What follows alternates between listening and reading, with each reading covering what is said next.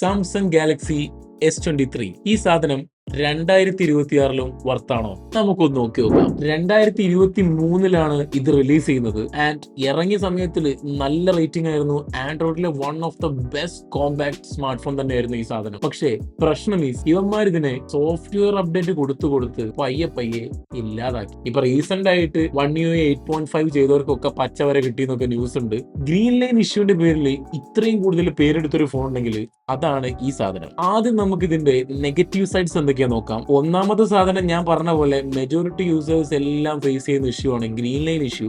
ഇതിന് സാംസങ് ആണെന്നുണ്ടെങ്കിൽ പ്രോപ്പർ സപ്പോർട്ടും കൊടുക്കുന്നൊന്നുമില്ല. നിങ്ങൾ ഡിവൈസ് വാങ്ങി 3 വർഷത്തിന്റെ ഉള്ളിലാണെങ്കിൽ മാത്രമേ അവന്മാർ ഇതിന് ഫ്രീ റിപ്ലേസ്മെന്റ് കൊടുക്കുള്ളൂ. അതും സെക്കൻഡ് ഹാൻഡ് ഡിവൈസ് ആണെന്നുണ്ടെങ്കിൽ ഒറിജിനൽ ബില്ലില്ലാന്നുണ്ടെങ്കിൽ ഒരിക്കലും ഇതിന് സർവീസ് കിട്ടില്ല. ഇതിന്റെ രണ്ടാമത്തെ ഇഷ്യൂ ഇതിന്റെ സെൽഫി ക്യാമറയാണ്. ഇത് 12 മെഗാ പിക്സൽ ഷൂട്ടറാണ് ഇതിന്റെ ഫ്രണ്ടിലുള്ളത്. ലോ ലൈറ്റ് സിറ്റുവേഷനിലൊക്കെ ഭയങ്കര ഗ്രേനി ആയിട്ടുള്ള ഔട്ട്പുട്ടാണ് കിട്ടുക. എനിക്കറിയാം ഇത് 2023 ഡിവൈസ് ആണ്, അതൊക്കെ എനിക്കറിയാം.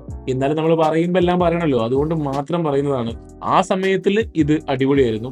പക്ഷെ ഇൻ 2026 സ്റ്റാൻഡേർഡ് ശോകമാണ്.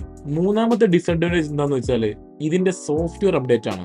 അത് ഈ ഒരു വർഷത്തോട് കൂടിയിട്ട് ഇതിന്റെ മേജർ സോഫ്റ്റ്വെയർ അപ്ഗ്രേഡ് കഴിയും. സെക്യൂരിറ്റി പാച്ചസ് ഒക്കെ കിട്ടും, ബട്ട് മേജർ സോഫ്റ്റ്വെയർ അപ്ഡേറ്റ്സ് കിട്ടില്ല. അപ്ഡേറ്റ്സിന്റെ കാര്യം എന്താണെന്ന് വെച്ചാൽ നമുക്ക് ഓൾമോസ്റ്റ് ഇതിന്റെ അപ്ഡേറ്റും കാര്യങ്ങളൊക്കെ കഴിഞ്ഞതാണെന്ന് തന്നെ പറയാം. കാരണം ഇപ്പൊ ഈ 2 മേജർ സോഫ്റ്റ്വെയർ അപ്ഗ്രേഡിലും ഫീച്ചേഴ്സ് ഒന്നും വന്നിട്ടൊന്നുമില്ല. ജസ്റ്റ് ഒരു സ്കിൻ അപ്ഗ്രേഡ് പോലെയാണ് എനിക്ക് ഫീൽ ചെയ്തത്.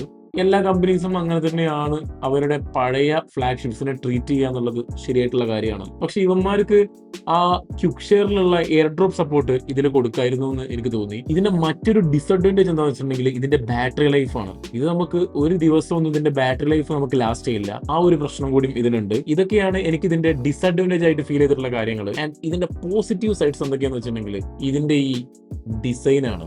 ഈ സാധനം ഓൾമോസ്റ്റ് ടൈംലെസ് ഡിസൈൻ നമുക്ക് പറയാം. S25 സീരീസ് വരെ ഈ സെയിം ഡിസൈൻ ആണ് അവർ ഫോളോ ചെയ്തേക്കുന്നത്. സോ നമ്മളിപ്പോ യൂസ് ചെയ്യുന്നത് ഒരു പഴയ ഡിവൈസ് ആണെന്ന് നമുക്ക് ഒരിക്കലും ഫീൽ ചെയ്യില്ല. And the second thing is ഇതിന്റെ ബാക്ക് ക്യാമറ സിസ്റ്റം ആണ്. ഇപ്പോഴും നമുക്കിതിൽ നല്ല കളർ ആക്യുറസിയിൽ ഫോട്ടോസും വീഡിയോസും ഒക്കെ ഷൂട്ട് ചെയ്യാൻ പറ്റും. ഞാൻ ഇതിൽ ഷൂട്ട് ചെയ്തിട്ടുള്ള ഫൂട്ടേജസ് ഈ വീഡിയോയിൽ ഇൻക്ലൂഡ് ചെയ്യാം. അത് കണ്ടിട്ട് നിങ്ങൾ തന്നെ പറ.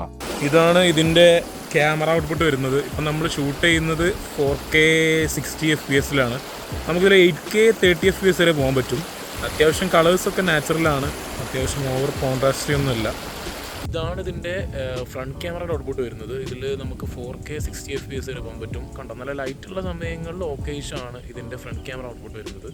ലോ ലൈറ്റ് പെർഫോമൻസിലാണ് ഈ ക്യാമറയുടെ മെയിൻ പ്രശ്നം. കുറച്ച് ഗ്രെയിൻസ് നമുക്ക് കാണാൻ പറ്റും. ഇതേ ഉള്ളൂ. ഓക്കെ, കുഴപ്പമില്ല, നല്ല സ്റ്റെബിലൈസേഷനാണ്.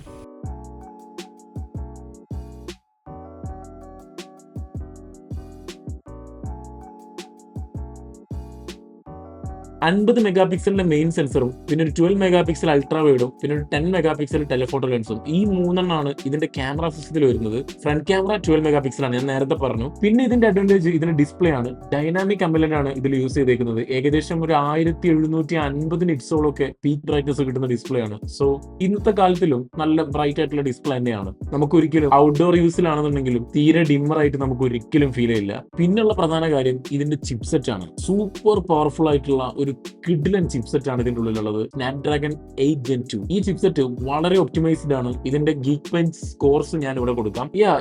ഈ സാധനം നമുക്ക് സെക്കൻഡ് ഹാൻഡ് മാർക്കറ്റിൽ നല്ല അട്രാക്റ്റീവ് പ്രൈസ് പോയിന്റിലൊക്കെ നമുക്ക് കിട്ടാൻ സാധ്യതയുണ്ട്. കാരണം ഇതിന്റെ റീസെയിൽ വാല്യൂ വളരെ കുറവാണ്. അപ്പോൾ നിങ്ങൾക്ക് ഇത് എടുക്കാൻ പ്ലാൻ ഉണ്ടെന്നുണ്ടെങ്കിൽ നിങ്ങൾ ഒരിക്കൽ പോലും ഇതിന്റെ 128 വെർഷൻ തൊട്ടരുത്. കാരണം അതിൽ യൂസ് ചെയ്തേക്കുന്ന സ്റ്റോറേജ് UFS 3.1 ആണ്. ഇതിന്റെ 256 വെർഷനിലാണ് UFS 4.0 ഉള്ളത്.